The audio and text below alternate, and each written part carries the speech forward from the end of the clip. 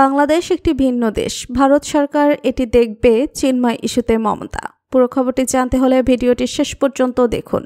বাংলাদেশের চলমান পরিস্থিতি নিয়ে আন্তর্জাতিক কৃষ্ণ ভাবনামিত সংঘের ইসকন স্থানীয় শীর্ষ নেতৃত্বের সঙ্গে কথা বলেছেন পশ্চিমবঙ্গের মুখ্যমন্ত্রী মমতা বন্দ্যোপাধ্যায়। একই সঙ্গে বিষয়টি নিয়ে কেন্দ্রীয় সরকারের পাশে থাকার কথা জানান তিনি। ভারতীয় সংবাদ মাধ্যম দ্য হিন্দুর প্রতিবেদনে বলা হয়েছে, বৃহস্পতিবার 28 নভেম্বর পশ্চিমবঙ্গের মুখ্যমন্ত্রী মমতা বন্দ্যোপাধ্যায় বিধানসভায় প্রতিবেশী বাংলাদেশের চলমান পরিস্থিতি নিয়ে উদ্বেগ প্রকাশ করেছেন। তবে এই বিষয়টি অন্য একটি দেশের সঙ্গে সম্পর্কিত হওয়ায় তিনি এ নিয়ে মন্তব্য করতে চান না বলে স্পষ্ট করে জানিয়েছেন।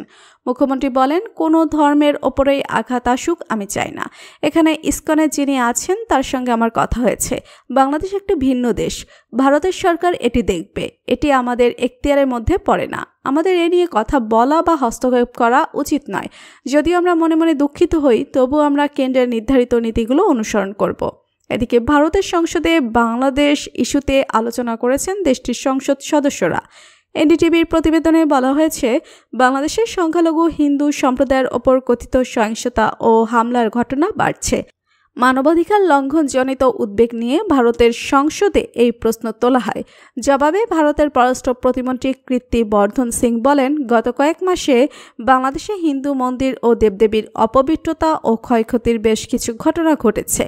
ভারত সরকার এ বিষয়ে উদ্বেগ প্রকাশ করেছে। ঢাকার তাঁতিবাজারে পূজা মণ্ডপে হামলা এবং 2024 সালে দুর্গাপূজার সময় সাতক্ষীরার যশোরেশ্বরী কালী মন্দিরে চুরির ঘটনা ঘটেছে। সরকার হিন্দুসহ সব সংখ্যালঘু ও তাদের উপাসনালয়ের নিরাপত্তা নিশ্চিত করার জন্য বাংলাদেশ সরকারকে আহ্বান জানিয়েছে। পররাষ্ট্র প্রতিমন্ত্রী সংসদে আরও বলেন, সংখ্যালঘু সহ বাংলাদেশের সব নাগরিকের জীবন ও স্বাধীনতা রক্ষার প্রাথমিক দায়িত্ব বাংলাদেশ সরকারের। শেখ হাসিনা সরকারের পতনের পর থেকেই ঢাকা দিল্লির সম্পর্কে টানাপোড়েন চলছে। সম্প্রতি বাংলাদেশ সম্মিলিত সনাতনী জাগরণ জোটের মুখপাত্র চিন্ময় কৃষ্ণ দাস ব্রহ্মচারীকে গ্রেপ্তার নিয়ে দুই দেশের মধ্যে টানাপোড়েন নতুন মাত্রা যোগ করেছে। এরই মধ্যে ভারত সরকার এবং দেশটির বিরোধী দল কংগ্রেস উদ্বেগ জানিয়ে বিবৃতি দিয়েছে। পাল্টা বিবৃতি দিয়েছে বাংলাদেশ সরকার। সম্মানিত দর্শক, মমতার মন্তব্য নিয়ে আপনাদের কি মতামত জানান আমাদেরকে। ভিডিওটি আপনি যদি পছন্দ করে থাকেন অবশ্যই লাইক করবেন আর শেয়ার করবেন আপনার বন্ধুদের সাথে। ধন্যবাদ সবাইকে।